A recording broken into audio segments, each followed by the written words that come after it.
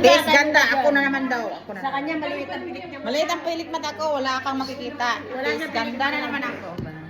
Bakit dati pag ano na, estudyante ka, sabi mo, line up. Line up! Eh, sa kanya parang tunay niya kasi wala siya pilikmata. Mahaba na kasi ang pilikmata natin kaya hindi tayo maliit. Wala pa.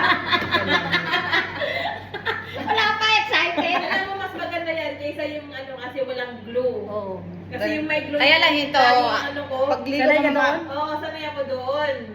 Ano yun, madikit. Madikit siya, pero... Mayop! Tapos nakalimutan mo, may extension ka. Bigla kang gumanyan na, yung naulog. Sasabi natin, yung estudyante mo, Vince, naulog ang pilikmata. Natanggal daw yung mga ano yun, kasama ba yun? Siya, sa kanya kasi. Opo, ako na kasi na. Pinilit niya. Yung pilikmata niya, nawala yung iba. Oo, kasi pinilit niya. Ganda mga panghat. Oo, hindi na siya. Paggandan ko na. Sa salon. Alam mo, dapat Ito kasi, pwede mo siyang tanggalin lang. Yung kasi sa salon, nakadikit na yun. Pinilit niya. Parang Siya original. lang pag-isang nagtanggal ng ano, tapos ngayon sisi niya Pero yung ito salon. ano lang ha, Lagyan mo ganyan ng lang. oil bago mo tanggalin, matatanggal dito ang pusa. Na-advise ka lang sa kanya na ano, na pag gusto mong alisin, ibalik mo rito kasi merong glue nilalagay Ah, anong ginawa niya? Tinanggal niya ng pinilit. Ah, may Tapos glue? sinisin niya yung ano. May glue din na May glue talaga nilalagay doon.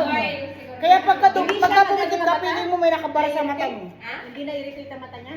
Ewan ko sa kanya kasi tinanggal na ng kusa lang yun ng Tagal na yun kamay eh. niya. Ito kasi kahit Tapos tanggalin ngayon mo, sinisisi niya yung salon. Ayan maganda kasi ano lang, wala na siya. Ano lang, nag-instruct ang salon sa kanya, hindi niya Hmm. pinatindigan. Hindi niya na ano, hindi niya matigas kasi yung ulo niya eh.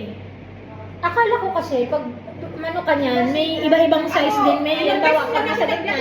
Meron. Maliit. May size na gano'n? Ay, see. Kala ko pa rin. Parang malabo na yung paningin ko. Pilipinas ko kasi Parang lumabo paningin ko ah. Parang maambon. First time mo? Oh. First time. Maambon ba? Parang Maambon? mahuhulog.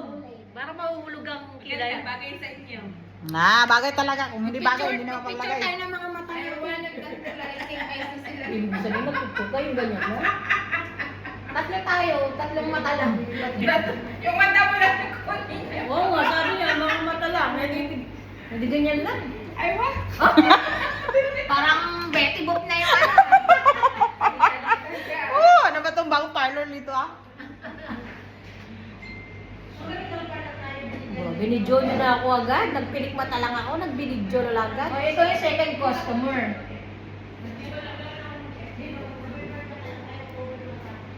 Hindi makita si Liza. Sanay na si ganong maglagay. Diyos ko, parang mabigat. Mabigat talaga, no?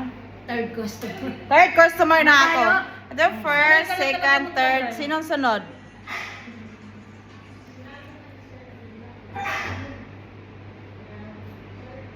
Wala man siyang pilikmata, no? At least, parang magnet, dumidikit agad. Blay, parang mahulog ang mata mo, no? Parang maambon. Nakakaluha. Nakakaluha. Okay, next customer. Hindi kami sanay. Hi. O, di ba? Hindi tayo sanay eh, kaya napapaluha tayo. Parang mabigat. Napapaluha din ako. Tatlong yung sa isang ganon. Parang mabigat. For today's video, a day in my life sa Calaagan. Dito naglaglaan, mapa-beauty muna tayo. Huwag muna gala. Beauty muna tayo ngayon. Ano, maluha-luha yung mata. Ganito pala magpaganda. Diyos ko. Is ganda. Oh, naman. siya naman, no? Magsasarili. Magsasarili. Sanay yan si May. Magsasarili. Oh, hindi na yan, ano ah. Hindi na yan filter. Pwede na, obvious. Oh. Ha? Ha?